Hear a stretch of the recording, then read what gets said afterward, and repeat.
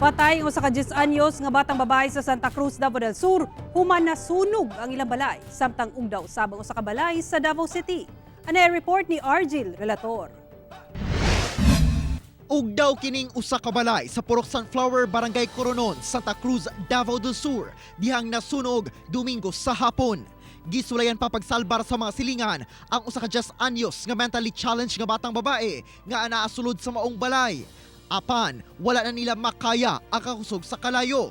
Dihang gireklarang fire out, nakita ang napaig na nga lawas sa bata. Nasayrang gibiyaan matud pa sa inahan ang anak, sulod sa balay, dihang dunay giadto sa baybay. Parayon pang ginasuta ang hinungdan sa sunog o kantidad sa damyos. Sa Davao City, paspas nga ni ulbo ang kalayo sa usa ka balay nga gipanag-iyahan sa usa ka Teodoro Tuble, 63 anyos, sa Barangay San Antonio, Agdao niadtong Sabado. Gilayong niresponde ang kabomberohan ug mitabang na ang mga residente aron mapugnan ang kalayo. Sa investigasyon, posibleng ang wala na ibot nga extension wire sa washing machine ang hinungdan sa sunog nga midanyos og 100,000 pesos. Wala hinuoy na angin sa maong hitabo.